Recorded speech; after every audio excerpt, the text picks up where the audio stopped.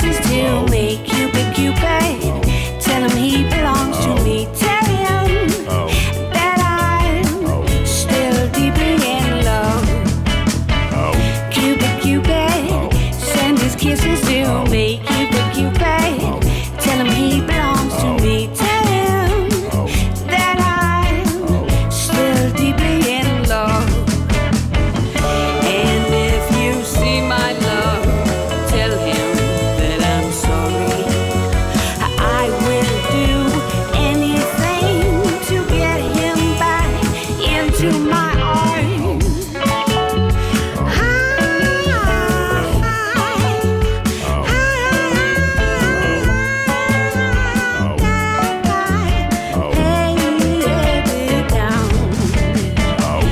Cupid, Cupid, send his kisses to me. Cupid, Cupid, tell him he belongs to me. Tell him that I'm still deeply in love.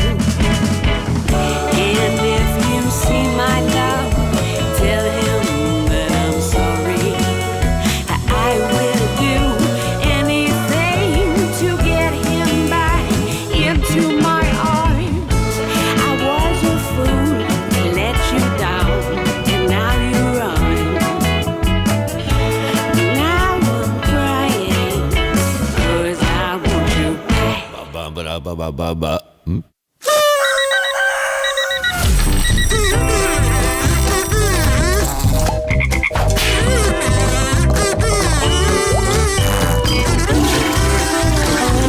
Would you rather poop your pants or poop your shirt?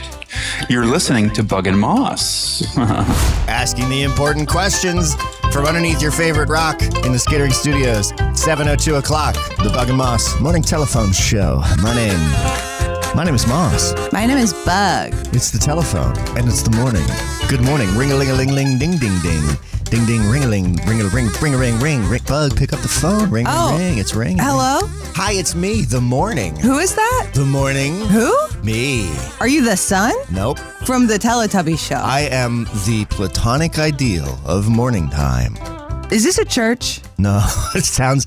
So it's not a church, but if you do... The whole thing that we do is if you can get a friend and they get a friend... Mom! They can... Oh, no. Weird guys on the phone? Church isn't weird. It's very good and normal. Okay.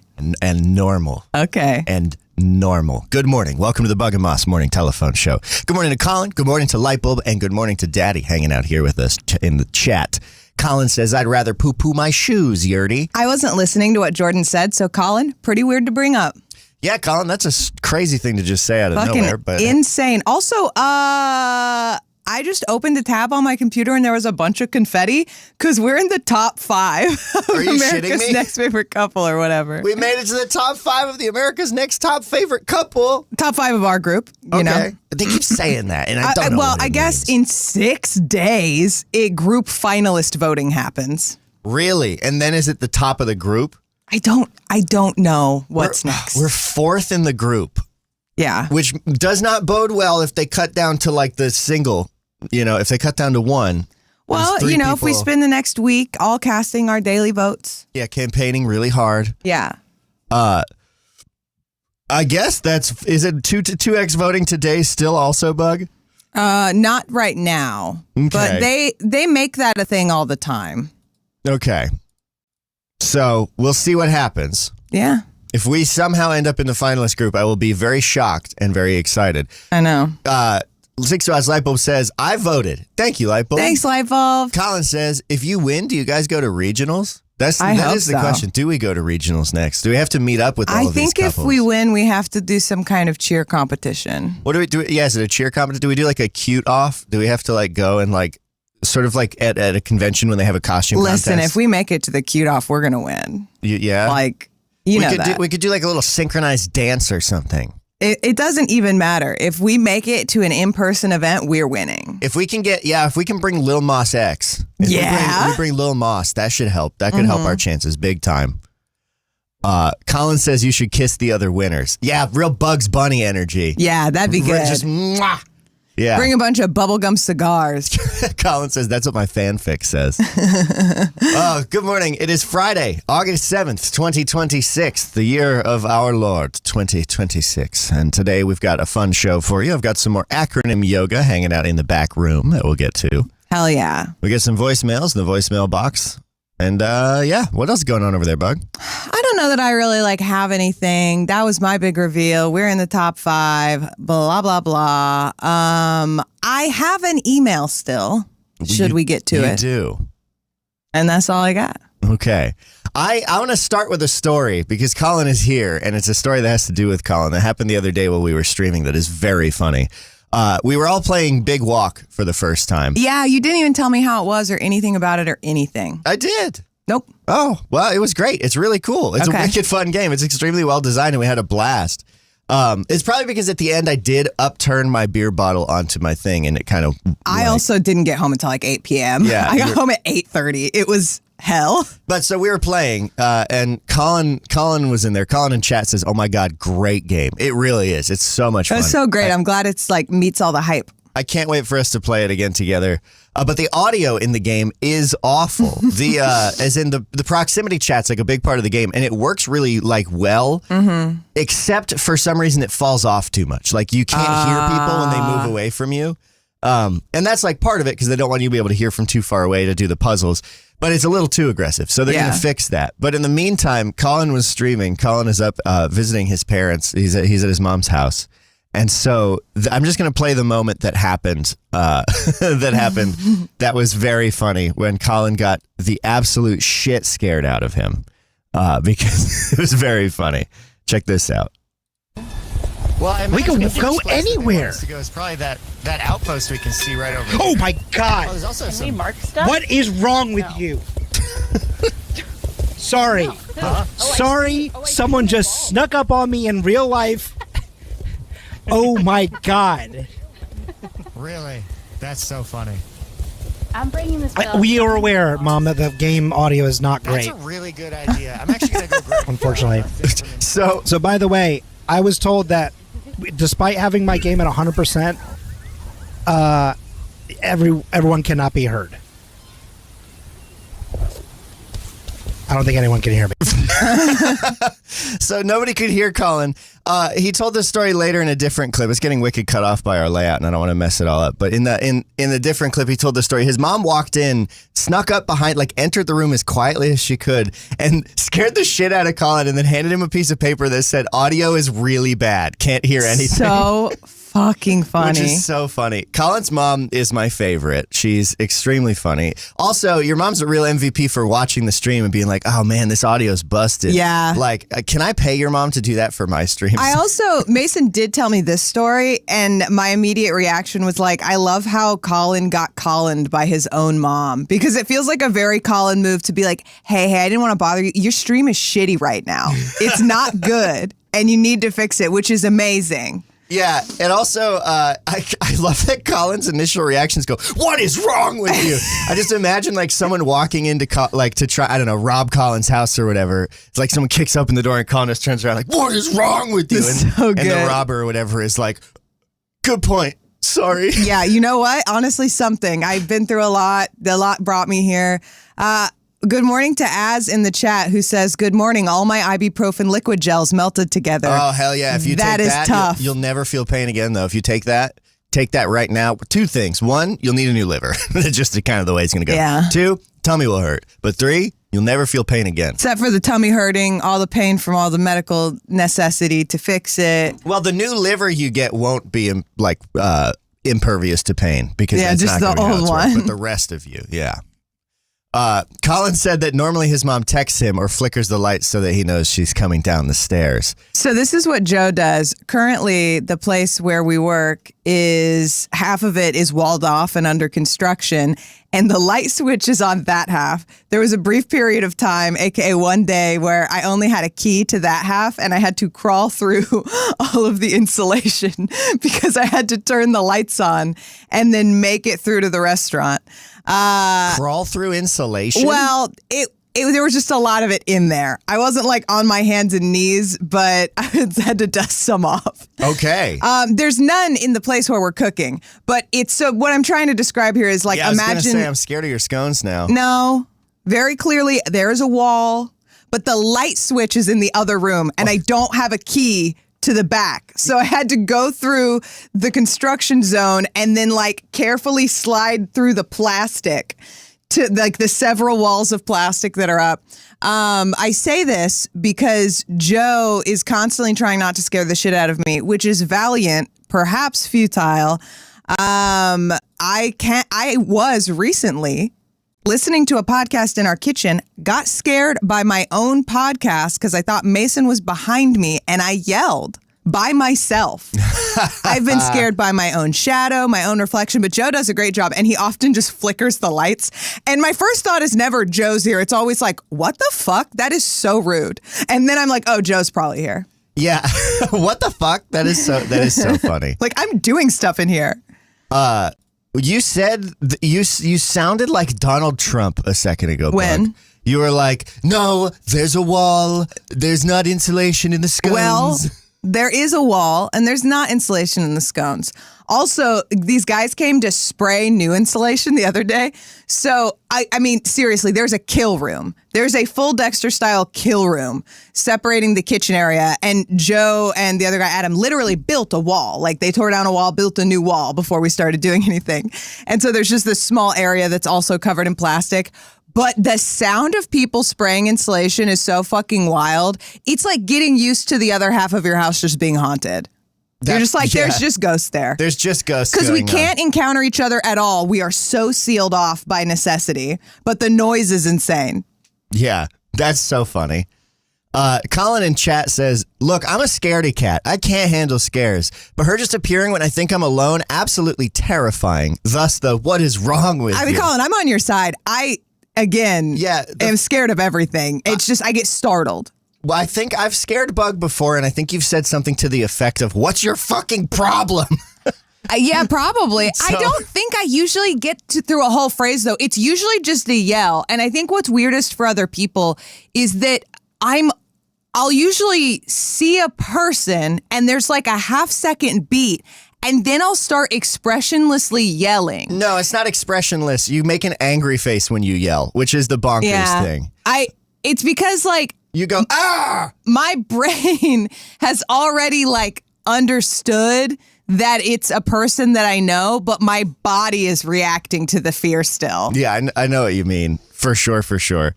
Az says that Colin's mom being on the receiving end of a what is wrong with you is an injustice. That's true. Which I agree with. Colin's mom is a national treasure that needs to be protected. Miss Parker, I'm doing it. I'm here fighting the fight for you. Six Rods Liable says the piece of paper is so funny. Yeah, it is. So funny. I love that. Yeah. I do the same thing with Mason when he's streaming. Like, I'll try not to interrupt him, and he'll make it so hard.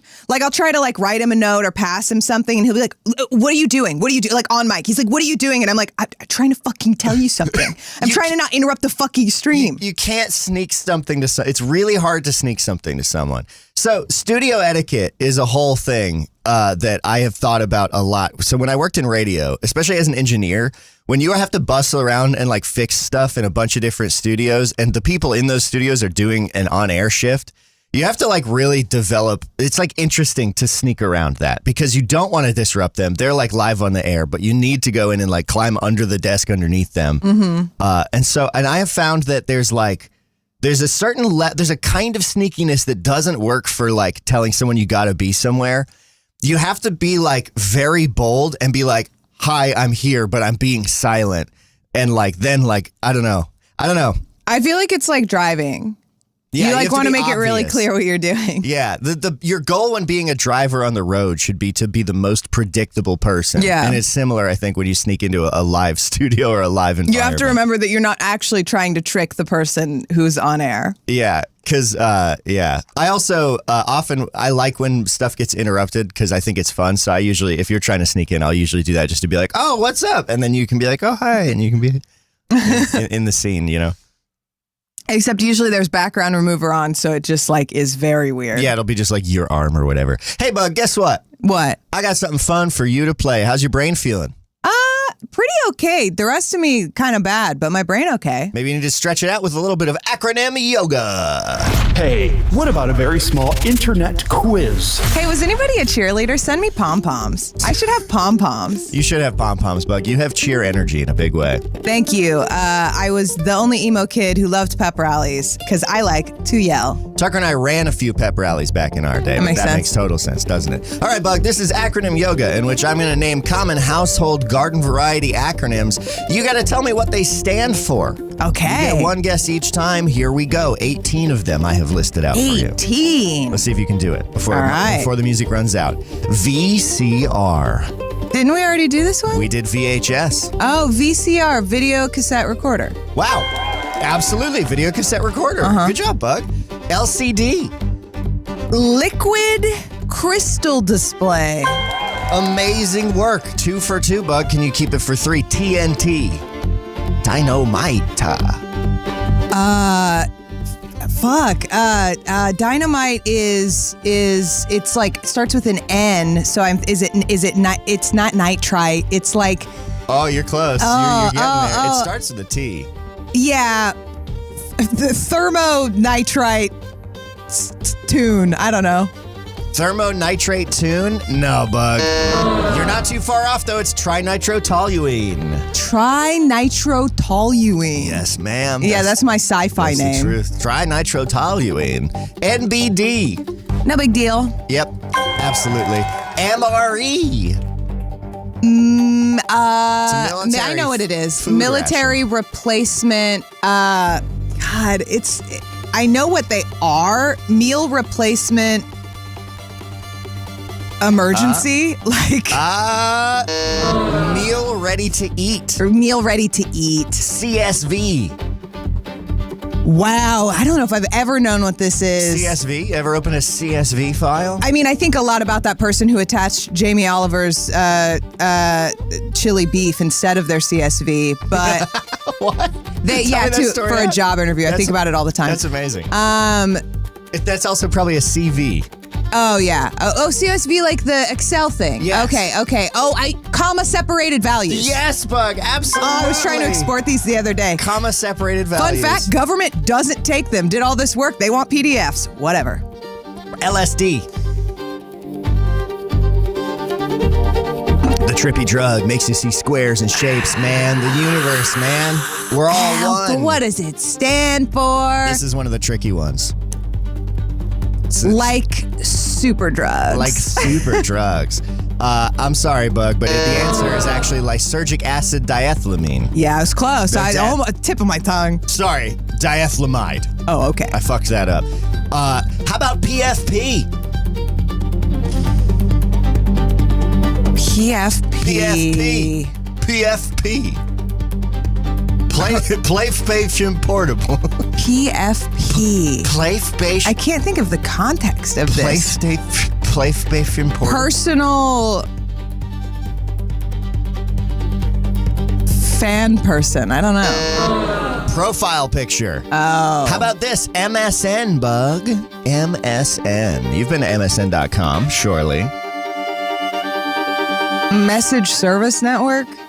No, sorry, dude. That would be the Microsoft network. MSN. I hate it when they do that. I hate it when 2 letters are 1 word. Yeah, dude. For real, for real. Some of these are pretty shitty because I came up with them late at night, and so some of them are kind of like that. Hey, but this one isn't. PS2. PlayStation 2? Absolutely correct. USMC. United States men's car. Well, might as well. United States Marine Corps. Oh, okay. CVT. CVT? CVT. This one I don't know if you'll get. I'll give you a hint. If we have any car people in the audience, they'll probably get it.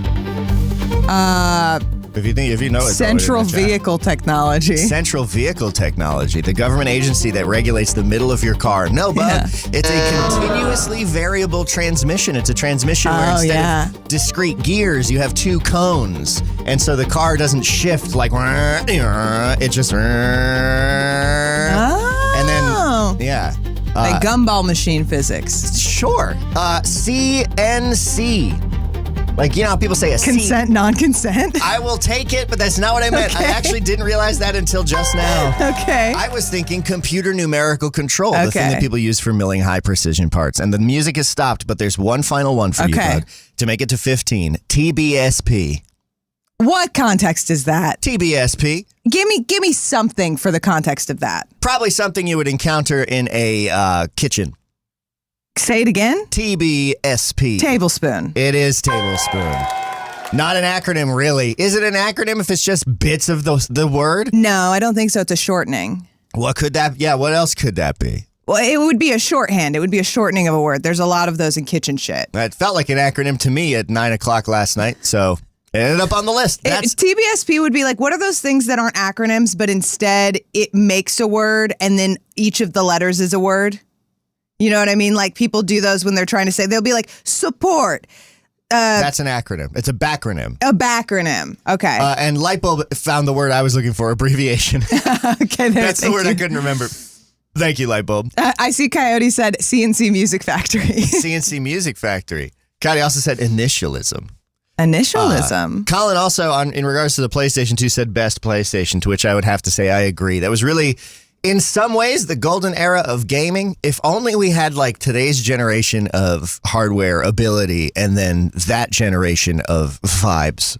Our sky froze. A bird ran into the power line outside, and then it's just a blur right behind my head. I think that's a bug on the glass. Well, it's a bug. I think it ran into the glass, and then it's just there, but it's still there. Yeah, there's a bug next to bug. It's probably a little guy. Well, I mean, you know what I can do?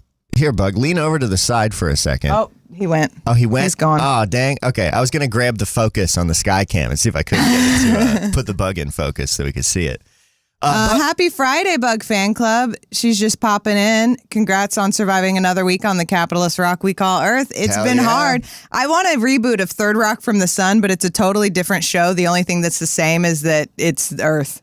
Yeah, I don't know why. I don't know what I was expecting, but I want a reboot of Third Rock from the Sun called "Fuck, This Is the Worst Fuck, Help." Yeah, the aliens have left. They do not want to be here anymore. It's just Joseph Gordon-Levitt trying to sell you his crypto coin for 30 minutes. Yeah, well, he was one of the aliens, so he would have had to go. You know, isn't that what happened? Didn't Joseph Gordon-Levitt like end up being a crypto guy? I don't think so. I don't think he's one of those. I thought I read something about him that made me go, oh, Are you thinking bummer. of Timothy Chalamet? No, Timothy Chalamet I've never liked. No, yeah, it's not a surprise. Yeah, no, that kid, he doesn't get ballet. I don't get anyone that doesn't get ballet. You know, if you don't get ballet, fuck off. Matt Bernstein said it best when he was like, you know, a lot of people were really fucking weird about Kylie Jenner and Timothy Chalamet getting together. And they were like, that's weird. Why would she ever date him? And he was like, I normally don't get straight people stuff, but they are perfect for each other. And that is so true. And they're both just like shilling for Kalshi and Meta glasses. Joseph Gordon-Levitt addressed reports on Thursday that he'd taken part in a controversial secret society conference run by incendiary billionaire Peter Thiel. The actor this is from Yahoo Entertainment, but this is the story that I was talking about before. From Yahoo Entertainment, the actor broke his silence on Instagram Thursday morning, admitting that he attended 2 dialogue conferences, but emphasizing he had never met Thiel directly or corresponded with his representatives. The tech entrepreneur, co-founder of PayPal and Palantir Technologies, is widely known for his anti-democratic and media views, along with support of monopolistic business practices. Peter Thiel's that guy in the interview, and when the person's like, "Do you think the human race should continue?" and he's like, "Well," and the guy's like, "You're taking a long time to answer." And then he's like, "Sugar in water," and it's like super weird. Yeah. I get that clip now. That's very funny. He hasn't seen the movie. I just made him watch the clip because I love Vincent D'Onofrio. Yeah. So I guess that he wasn't really tied to Peter Thiel. That was the thing I saw. These headlines are not doing anyone any good. Matt Bliss has shared something that might be helpful. This website said JGL's crypto stance, creative strategist, sees blockchain as a potential tool for transparent royalty distribution and collaborative ownership, though he emphasizes the human element over pure speculation. So he's just not aware of how crypto doesn't work. Yeah, it sounds like he's kind of curious, but in a sort of dumb way. Do you remember the hot minute for like 3 months when NFTs first came out and nobody really knew what they were? Yeah. But people were like, hey, artists, this is a way to like get paid for your work and like have providence and of this your has work. got a stranglehold on a lot of these people. It's not that. It's not that. This is like not a crazy thought process to go down. It's kind of weird that he's still there. Like, it's Yeah. weird to be in this headspace in the year of our Lord 2026. Yeah.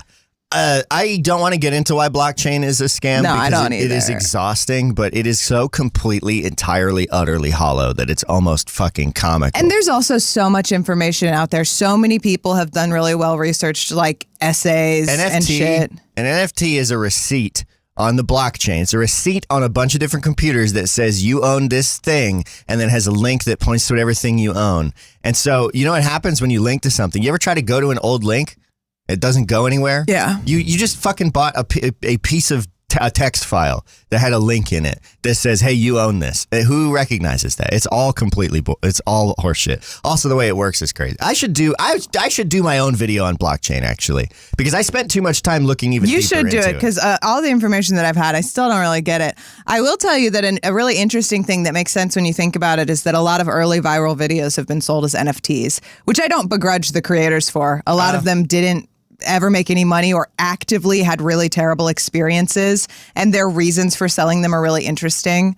I have a hard time trucking with anyone buying or selling NFTs. I don't care. I think someone selling something that they never benefited off of, that a bunch of other people benefited off of, rubs me way less weird than the people buying it. I think buying it's so fucking weird. It depends entirely on the person's specific situation, because there are some people from early internet memes that have been highly mistreated by the internet, and like there's a certain amount of like I'm not going to be mad at you kind of thing. Yeah. But I don't know. I don't truck with it at all morally. Yeah. I mean, it wouldn't be my vibe. I think for a lot of people, it was like, I'm going to send my kids to college, or if someone funded their transition. I'm not going to judge that. That's completely fine. Bug Fan Club says, wait for me, we can do it together. Absolutely. Bug Fan Club says, NFTs just sound like a new way for money laundering. Yeah, crypto's extremely good for money laundering. Yeah. That's why the president does it. 60 Watts Live says, a lot of people also got stuff stolen and sold as NFTs. Yep. Lots.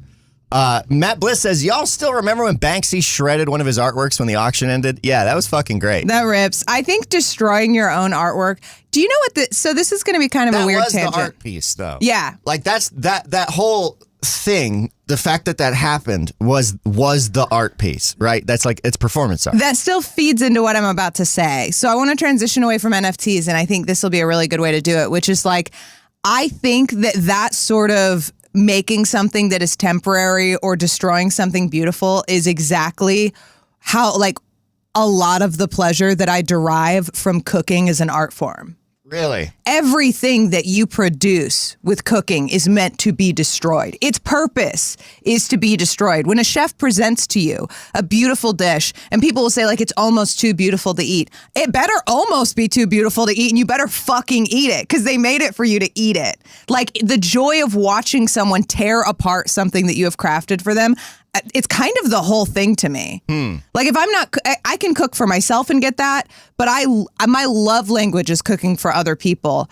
And I love, like, I used to make sandwiches at a deli, and I would make these fucking good sandwiches, and I was good at it. And then I would take the plates, and when they were like clean and empty, that would be so satisfying. That makes sense. And like Lipo said, not only destroy, but incorporate into their own life, too. Yeah. I feel a similar way about creative work because, like, I got my start in doing online creativity when I was like 12 years old and into Homestar Runner, because I could download the animation files from their website. You weren't supposed to, but you could change the .html to .swf and then download the files and tear them apart. And like, I learned from them how to make cartoons. How does all of that come together? And I have this weird obsession with wanting to do that. Like, I'm really very eager to talk to literally anyone who will listen about how I'm pulling together stuff. Yeah. Or like how I'm building like this crazy Fallout Stream tech stack that I've got going on, which, by the way, I figured out the stabilization and I had to do something really fucking stupid and complicated, but now I'm using two computers. I'm using my computer and Buck's computer. He really just finally realized that it was okay to need to use two computers. And the only reason we have to use two computers is because the way all this is designed is stupid. Yeah. You can't like offload the different programs that are using way too much of the computer power, and it was becoming like impossible. Yeah, they don't thread nicely, and the scheduling isn't working great. So trying to stabilize it inside, like after the fact. Well, I could launch into a whole explanation, but I'll stop myself but the thing that I was saying is that I really, really like the sharing of ingredients and how things are made and how things come together. There's a lot of I like seeing my work taken apart too. Yeah, and there's a lot of joy. I'm going to keep leaning on food, but I think this applies to a lot of things. Like, as you experience more of the art form, like I can eat something. I've been cooking long enough and I know enough about flavors and how to put things together that unless I'm in a specifically Western cooking, like if I'm in a totally different country or experiencing like a lot of flavors I don't know, I might have a harder time doing this. But for the most part, if I encounter a dish as I'm eating it, I can probably tell you what parts make it up, right? Like I can start to dissect based on the flavors. They've used this. Oh, there's cinnamon in this. I've never encountered that in this kind of food. And that's something that I was thinking about even in terms of traditional art. You know, now that we have all of this really cool technology, we can dissect the different layers of a famous painting without destroying it. I think that's so cool. It's so cool to learn that like a lot of painters, have painted over old paintings because like materials are expensive and that's part of being an artist. Yeah, it's really cool seeing those scans where they look deep down inside of famous paintings and you can see all the layers. It's really cool. It is the bottom of the hour. We've swung through to it, 7:31 on the Bug and Moss Morning Telephone Show. And it's time for me to tell you that our show is made possible by our community partners over on Patreon, the Freaks, Critters, Weirdos. What was the phrase from Abarat? We were reading the Abarat books. I don't remember it. It was Freaks, Fools, and Fugitives. Yeah, it's chapter 1 of book 2, which we've borrowed from Haberlin now. We've moved on to book 2. Freaks, Fools, and Fugitives, all making this show possible over at patreon.com/Bug and Moss, one of which is AJ, the ageometric, redheaded notary public and ordained minister. Sermons and Such is AJ's company, sermons_such at yahoo.com. If you need something notarized, if you need a type 5, you need to get married, you need whatever else an ordained minister does. And I assume he's also willing to sell those things in a package. Get all of the above for like a slightly lower price. Yeah, get hitched in a type 5. Well, they're notarizing everything you could ever want. Yeah. Sermons_such at yahoo.com or call 561-541-5944. Again, sermons_such at yahoo.com, licensed in Concord, New Hampshire as an ordained minister. I don't know where the limits is it Ministers Without Borders? I don't know how that all works. The licensure isn't really important in most states. You have to negotiate with the couple. You have to figure out who has documents. Usually they have to get all the documents because they are the people getting married. You can't get them. But sometimes there will be, like when we got married in Vegas, I think particularly because a lot of people are traveling to do that, she filed our documents for us. For example, remember? At the marriage office. Well, they make it easy. Yeah, we had to go get them, though. We went to City Hall, which is open until midnight, gang. But we went at like 4 p.m., got our documents, and it was very easy. It was mostly automated. And it's cool. They give you bumper stickers. They give you 2, not cheaping out. They're very cute, married in Vegas. I wish they gave us 3. I know. And it was really cool being there because there were so many other couples there. So it was kind of like really fun people watching. But we called her and the only thing she was worried about, and she's like, you have to have a marriage license because it was like 10 p.m. and we were like, we do. And she was like, oh, fuck yeah, come on, let's go. Yeah, the person at the chapel, because I'm sure lots of people just rock up and they're like, all right, we're doing the hitch thing. Time to get married. And she's like, you're drunk and don't have a marriage license. Yeah. So no. There are signs at the town hall that are like, if you're drunk, we will refuse you a marriage license. It's like getting a tattoo because movies are like, you can get tattoo and married all time drunk. And it's like, that's not as easy for good reason. So I like how the grammar of your sentences sort of devolved in that. Yeah. It was impressive. I think everyone understood what I meant. No, 100%. I liked how caveman-y it started to get. I just started dropping things I don't need. Yeah, saving some time.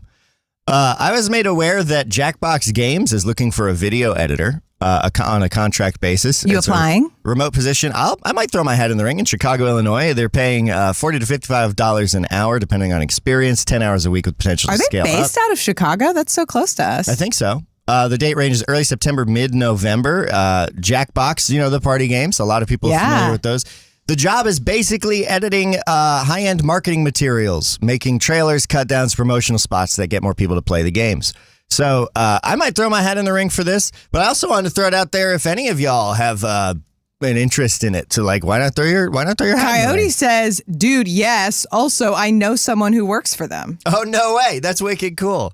Yeah, it seems like it could be a fun. Seems like it could be a fun game. And then Coyote said they are food people, which is cool. We support all kinds of people. I think that might be good people. Oh, okay. Well, food or good. Yeah, hell yeah, I got it. Food or good? Food or good sounds like a game show. I don't know what it. I don't. What's our food or good game? I don't know. I'll think about it a little bit. I'm imagining a sort of Iron Chef meets like The Price is Right. Like, is this a famous good deed or is this a food? Yeah, something like that. There's like a Jeopardy element. I don't know what. Yeah, it would be interesting to try and figure that out. Colin says Sam Grzez has done a lot of playtesting and consulting for them. That makes sense. Sam Grzez is creator of Die on This Hill, which is a party game that he made and funded on Kickstarter. It looks like a lot of fun. Where if you haven't seen it, you should check out Die on This Hill. It's a discourse game where it's like Apples to Apples or Cards Against Humanity, except instead of just like combining funny phrases, you create a point that you have to like argue. You'll get two cards. It'll be like I don't know, brushing your teeth prevents long-term health problems or something. And then you have to argue that. It's funnier than that. I would though. stream the fuck out of this game. This game, he doesn't know this. He built this for me. Yeah, it was made for me personally. We should get Die on This Hill and we should all play it together on stream sometime. That would be so very fun. DieOnThisHillGame.com.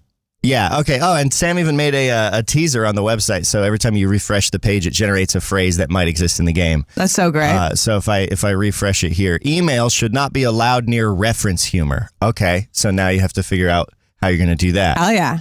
College football fans would be illegal if not for postmodernism. Mm-hmm. Now you've got to argue for that. I love this. Yeah, it was a very fun concept, and yeah, that's very cool. Sam's very cool. Sam's also the Amelia Bedelia tweet guy. Which is crazy. Yeah, if you remember the viral Twitter thread of a person going on a date with Amelia Bedelia, that was Sam.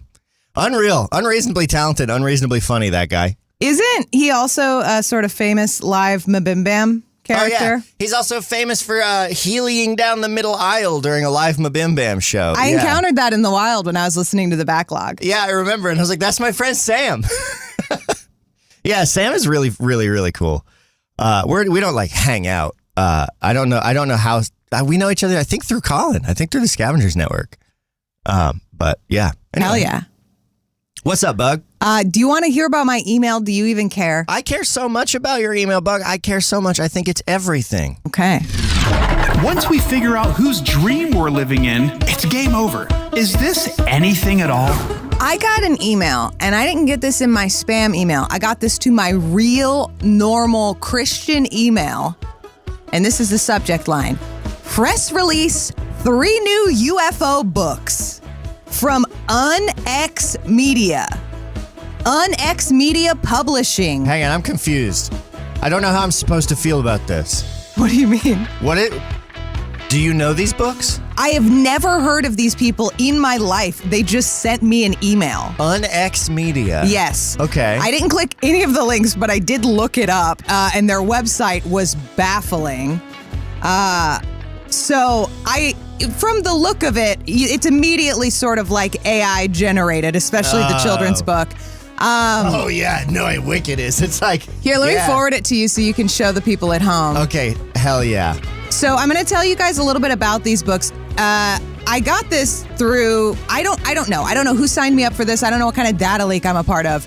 But it just... All of them. It came to me cold. It was so crazy to see this naked in my inbox. These books for immediate release. UnX Media is excited to announce the publication of 3 new UFO books, including Earth's Unseen Inhabitants, Fast Movers and Quantum Communication, Deepwater UFOs, Alien Residents and Abductors, and Up in the Sky, What to Do If You See a UFO, a children's book. Woof. Deepwater UFOs, Alien Residents, and Abductors. Yeah, these are the most AI-generated ass books ever. Let me look at that. That is straight out of like ChatGPT, right? Or like Google Gemini or yeah, whatever. it's so bad. It looks like the Magic Treehouse took a shit. I've seen like 5 local businesses that are running like children's events use this exact AI poster style. Yeah. Yeah. So UnX Media is one of my favorite things, As Colin said, Unks Media. Unks Media, they have a lot of books, great titles such as We Got It From Them, How Humanity Received ET Technology, and Incident in Varginha, which I don't know what that is. Incident in Varginha. Space Creatures in the South of Minas. The Alien Colonization of Earth's Waterways. The Kansas City UFO Flaps. The Kansas City UFO Flaps. If I had a sports team, that would be absolutely it. What is this trash? By Margie Kay. Gateway to the Dead, a Ghost Hunter's Field Guide by Margie Kay. How to Research a Haunted House. Haunted, Independence, Missouri. Winged Aliens. Family Secrets with an alien making a little shush face. This is incredible. The Remote Viewing Workbook. The Master Dowser's Chart Book. Impact Special Edition. Hey, this one doesn't look AI. This one's just like a stock image. Yeah, I mean they. Oh, but you can't click on any of these because these are just pictures. Yeah. What if I want to purchase one of these books? I don't know. They also, a lot of the authors I couldn't find any information about online. They have a magazine. I'm desperately trying to find my favorite thing ever, which was, so they have this submission requirements. Wait, really? Oh, article requirements? Article writer guidelines. I'm desperately trying to find, they have this great note about publication that is so funny to me. They're also not interested in X-rated subjects, highly controversial political topics, or anything illegal. Okay. I guess. This is so, it's crunchy nothing. You know what I mean? Yeah. There's a certain kind of crunchy nothingness that's going on here that I find fascinating. So I'm super excited to read a part of this to you. I found it. Because, right before we get into that, because I think that'll be the best part, somebody put time and effort into this because the site itself feels like it was assembled by somebody, but all the assets are like AI. Yeah. I feel like it's probably been around for a while. It has the energy of something that's been just churning out slop for as long as it could. And so the new AI landscape is probably just now kind of they're able to use that. Or I wonder if it was always like that or what. So what did you find? Where is it, Bug? Is it under the submission it's requirements? It's under Publish With Us, and it kind of gets down what you get when you publish with them. How much do authors make? Contrary to popular belief, most authors don't make much money from the sales of their books. Authors write books for credibility and to boost their income from speaking engagements or to get important information out to the public. Unlike most publishing companies that offer 2 to 10% in royalties to their author, we offer 50% of royalties to our writers. However, don't expect to get rich writing books. We cannot stress this enough. You'll need to invest significant effort in marketing your book, hosting book signings, contacting radio show hosts, and participate in as many programs as possible to get the word out and spark interest. Hey, guys. They're definitely self-publishing your books. They are self-publishing your books and taking 50% of it and saying, isn't that better than how a real publisher who does all of the other work takes more? I also will say that I have a little bit of knowledge on the side of this that is true, which is that there is an entire side of publishing where authors do just write books for credibility and to boost income from speaking engagements. It's a very common thing in a lot of like thought leader type spaces. Mm-hmm. And it's obviously not something that I think is super great, but that part is honest, I guess. It's honest, but it also tells me exactly what they're trying to do here, and it's dishonest in the way that they're describing it. Contrary to popular belief, most authors don't make much money from the sales of their books. They are really trying to drill in that none of this is their job, but they'd like 50%. Exact. No, 100,000%. Matt just said it's corporate negging. Yes, this is corporate negging because, yeah, absolutely. You're probably not going to get rich self-publishing your alien book, but you can also just do it through Amazon. Like, that's all they're going to do. If you want to make someone rich for publishing a book, I know exactly who you should make rich for publishing a book. Eva Mae Morin. I agree. Don't buy anything from Unks Media. Buy Check You Out from Eva Mae Morin. Available August 26th. You can pre-order now, evamaemorin.com. Can we please start what I'm picturing when you say Unks Media, which is UNC Media, like Uncle Media. I want to be the Unks. I want to have the media. I'm your crunkle. Let's go. If that wasn't clear, that was the joke Colin made. Oh, okay. That was Hell yeah. That was when Hell I said yeah. Colin called it Unks Media. It was with a C. That's what I want to do. Let's be Unks. Let's all be Unks, as says Unks Media.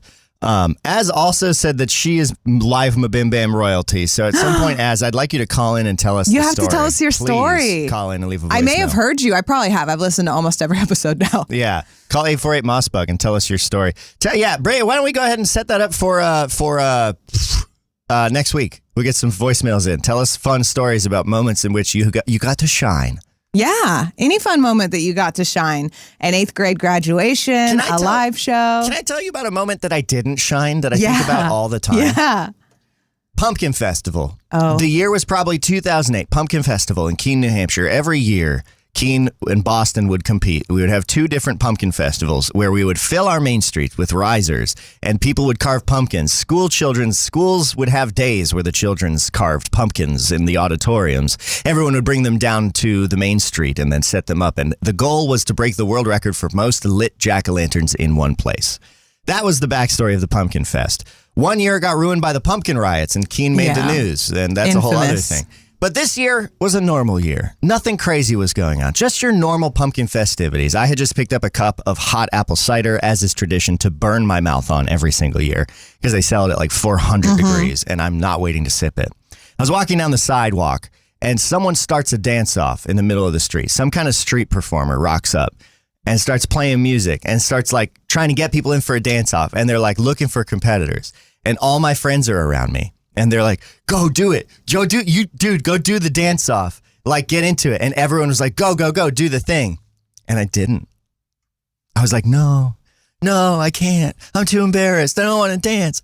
And I think about it every day. If I had a time machine, this honestly might be the moment I go back to. This is so interesting because I knew exactly how this was going to go because believe it or Moss, the only thing Moss is shy about is dancing, which is crazy. I know. And you've gotten a lot better. Yeah, well, because the thing is, for the longest time, I thought people when they danced, I thought the point of dancing was to try and look cool. No, it isn't. Anybody listening. I can move comedically. That's about it. That's about the only way I can move is kind of odd. Dancing is just a vibe. You just go out and you have fun. Yeah. No, and I think about it all the time and I regret it because I was like, oh, there was like a prize and everything. I could have gone out and fucking just given it my all. And it's also just you're not a shy person. No. You're just the kind of person who would go out and dance it off. I am a shy person though. No. I am. And I'm shy in a very, very specific way. In that I am really shy unless I'm on a stage. Because if I am putting on a show, I am very comfortable performing for people because like I can be there and I can be in charge. I can be in control of the room and like seeing how everyone's going and reacting and like putting on a show and putting on a performance. And I'm excruciatingly shy when I am in the same like level as everyone, like in a crowd. You have a really hard time taking up space, which you are working on and you need to get over. The space needs to be allocated for me to be able to take. I don't like taking up space. Hey, this is a little piece of bug advice for everybody. You cannot wait for the space to be allocated for you because it's not going to happen. Well, it does when you do a lot of theater. You know, but then it only happens on the stage and you don't do the dance off. Like, it's not going to happen. People aren't going to make space for you. I didn't realize this was going to become a character trait that I will not be able to shake. You can shake it right off. Very funny. I will shake it off. No, in the chat, Coyote Astronaut said shy to dance, but tempted by the McChicken. That's right. That's exactly right. It's fucking annoying. I can't believe you told that story and that now I'm Did I embarrass you? No, I love it, but it's very funny because I was like, oh, I would never have chosen this for me. You know what I mean? Well, you can't choose your own destiny. I'm tempted by the McChicken. Colin says, during the COVID years when everyone was sad and depressed, we were hanging out for my birthday and the evening ended with a compliment train of every person. And we got to Mason and then finally me and both of us kept trying to end the call before it got to us. Yeah, dog. I don't take compliments well. Yeah, get over it. Get better at it and start dancing when you're asked. Thank you. Yeah. Thank you. I'll just start doing that. No one will ever want to compliment me again. Again, pushing people away is really cute, but I think you could also just do the give thing. Me a compliment. I think you're really cute and smart. Thank you. Okay. Oh, that sucked. Yeah. Do you feel good that you did no, that and interrupted everything to do I it? feel horrible. Is there a button to delete the stream? No. Can I delete our account? No. Oh, gosh. You just actually have to deal with it. I think there's this thing that we all get drilled into us that it's not cool to be proud of yourself, and it's not cool to like be your own advocate, and like who the fuck cares about being cool? The coolest thing you can actually do is be yourself, and the coolest people that you think exist are always people who are just doing their own thing. Yeah, no, it's 100% It's never true. the person sitting there like super fucking worried about how everybody thinks they're doing. That's not a vibe. Yeah, no, that's true. There's one thing that I've been learning as I get older. It's that you really can't trust your own brain. And sometimes you have to be like, hey, brain, you are not acting on my side right now. Yeah, you can trust yourself to be like, this isn't a safe situation or whatever, but you can't trust yourself when it comes to you. Lightbulb says, it is a vibe. It's my vibe. No, Lightbulb, it's not your vibe. You have a totally different and great vibe. It's just an aspect of like yourself that is probably holding you back from some stuff you deserve to be doing. Matt Bliss says, can say this from experience. If your social connectivity is based on performance, it's a missed opportunity. I think it stems from a feeling of self-esteem from giving value to others. I say this as someone who keeps getting pointed out to do the full Macarena at any wedding because I did it once. I hate it, but I do it. Yes, it's such a good, it just gets you out of your comfort zone, and getting out of your comfort zone is like, I get accused a lot of being someone who just has confidence, and that's not true. I am a painfully shy person. I was a painfully shy child. I did not like being perceived or speaking to anyone. Everything was agonizing, and it didn't do me any fucking favors. I missed out on so many things I wanted to do. I had so many moments pass me by, and I was just stuck in my own head. And I remember like having a conversation with myself, and I was like, what is the worst thing that's going to happen to you if you do the things that are scary versus what's the worst thing that's going to happen to you if you don't? And seeing the version of myself that didn't do the scary things, just this like sad person waiting for something to happen to them, really galvanized me. And it was super hard, and it's still hard sometimes. I am always pushing myself to do the thing that I am afraid of doing. I'm just thinking about Matt Bliss at a wedding, and people are like, we need someone to Macarena. Someone has to. We can't do it unless you do it, Matt. And then Matt just resignedly, like, plain face, just like, you know? Matt says, yes, my final form is one that does not care about conflict when I say the things I worry about other people judging or arguing about. And then he says, Moss, this is exactly how that happens. Rough. Az says, I had this exact conversation with myself lately about starting E. Yes. Do it. Do it. Rock and roll. Full support. Just do the thing that you can't stop thinking about doing and that you really want to do. Nobody take this out of context and be like, she galvanized me to become a serial killer. Calm down. It's not about that. Lightbulb just sent a message, and it feels like exactly a thing I have said to you many times about me. And you've said a lot of very helpful things to me about this. Lightbulb in chat says, I loved being perceived, but then everyone found me annoying. I think I just didn't find my niche, though. I guess the lesson of the day is your people will find you. Yeah. I think there's a little bit more to that, because I also experienced that. As a person who's constantly been told that I'm annoying or too much, or can't you take anything seriously, or why does everything have to be a joke, or like, hey, can you calm down? It's very psychologically damaging to experience. And I think there's an urge to try and make yourself smaller and put your light under a bushel and like make yourself fit into the room. But the real answer is in what you said, your people will find you. Turning yourself down and putting yourself in a box is just going to allow you to fit in with people that you don't fully enjoy spending time around anyway, because they don't actually enjoy you. And you will also, you don't actually enjoy them. You will just find yourself surrounded by a bunch of people that you think are pretty boring and kind of cringe. It's also not a crime to be annoying sometimes. Yeah, it's actually not a crime to be annoying at all. That's like I'm going to go ahead and say this thing. You not liking someone is not a value judgment on them. If I think someone is annoying, they're just not for me. Or it's a brief moment that goes by. Like, everyone's been annoyed with everyone at some point too. Like, it's a thing that's okay, and it's hard to be okay with, because I like melt when I find out like I've bothered somebody. Like, I want to curl up and turn into a pillar of ash and die, and it's really hard to fight back against that. But like, yeah, you gotta be you, and you have to be the version of you that brings you the most joy, because at the end of the day, you are all you got, and you want to surround yourself with people who like you. Not who like a contained version of you. That's hard. I spent all of my life not doing that until very recently. This is something I'm saying to Mason a lot, because this is also something that's gotten me through. Like I said, I am historically a painfully shy person, but I'm not a historically self-hating person. I kind of, I had... Not same. Yeah, calm down. Okay, all right. Yeah, I know. But what that means is that I had pretty good parents, and they were always really supportive. And the bottom line was, as bad as things got, or as horrible as I felt, I knew that I was stuck with me. You are gonna be there no matter what. You are your lifeline, and you want to build communities where you have people that you also can trust with your true real self, like Mason was saying. And I don't know, it's just none of it's that deep. This is not everybody's coping mechanism, and it doesn't work for everybody, but it's actually really useful for me. I literally just think of the worst thing that could happen, and I'm like, oh, I'll survive that. That'll be fine. Yeah, my problem is I get caught up in the details of the worst thing that would ever happen. That's where my issues come from, because rumination's a real bitch. You know? Like, when you're sitting there and you're like, I can't stop thinking about the worst possible way that everything could go. That's the downside of that. Part of the deal is that I allow myself to think, what's the worst thing that could happen? I imagine a worst thing, and then I'm like, okay, I'll be fine. And then part of that is kind of moving on.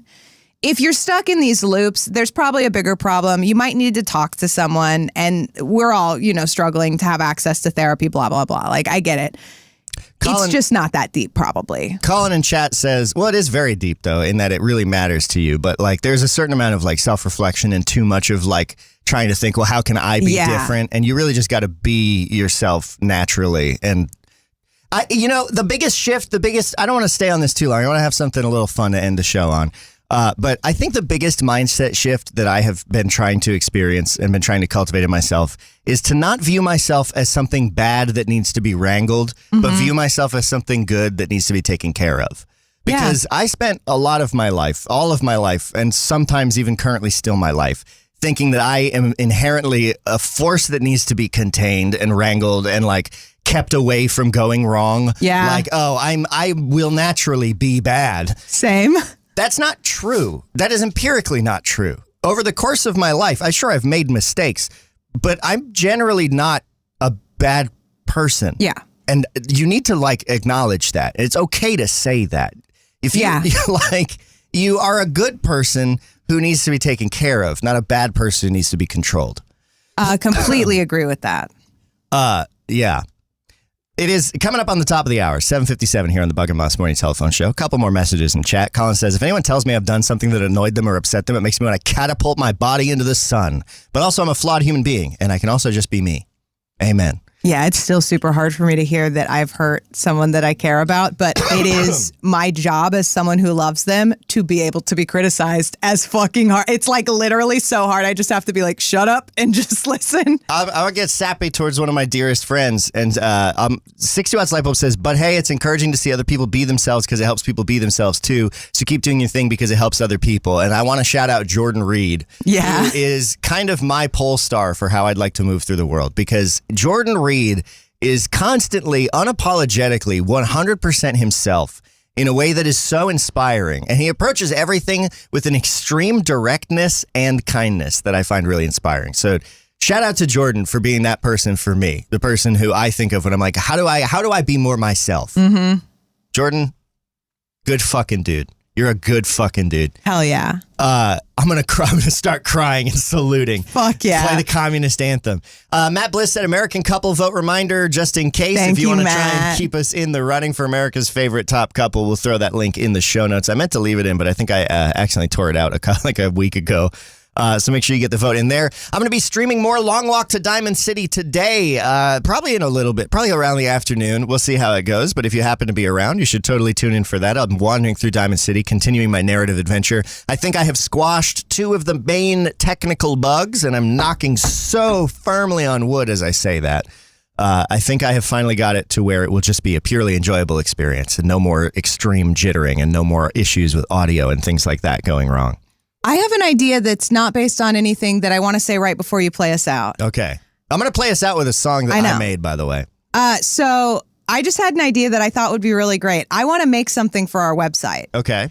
I want to make a collage of a baby photo from each of us.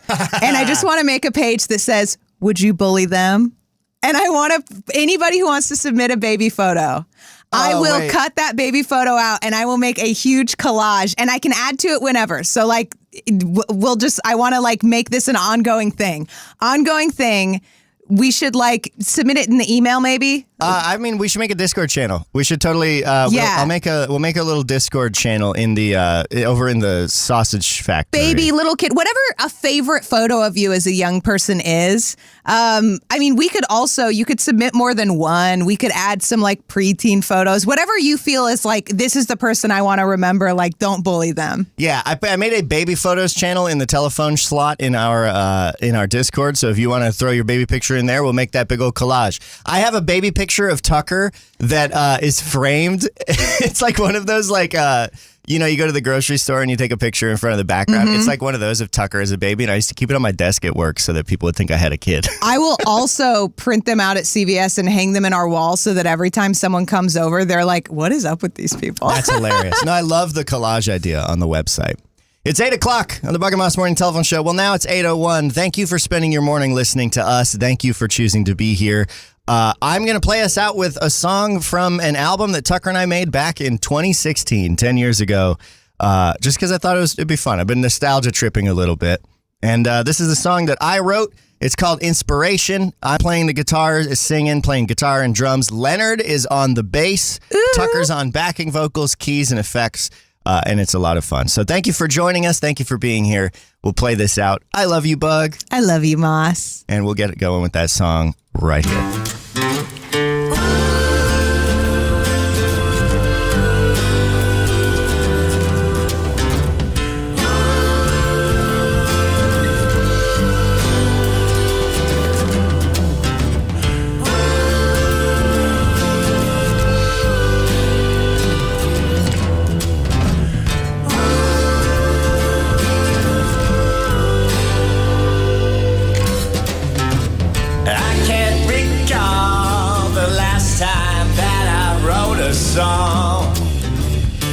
Cause inspiration's a thing you have to borrow. Well, the money keeps coming up short, even though the workday is so long. I'm just trying to survive tomorrow. Oh, but if the truth gets out that you're winging it too, would you let that be the end of you? Or would you maybe think the box you're in is way too small or you're too big? Well, maybe it's just time to face the truth. It's gonna end way too damn soon for you and me to set rude.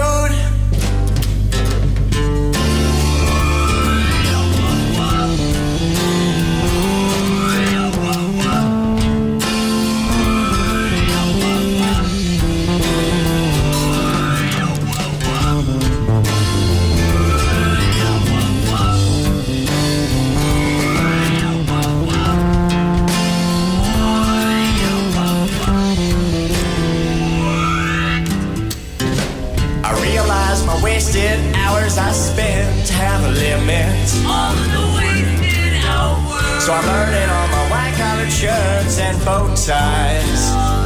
No more bow ties. Cause life is just way too short for bullshit. I don't have any time for your bullshit. I got just a few more things to do before I die. Oh, but if the truth gets out that you're winging it too, would you let that be?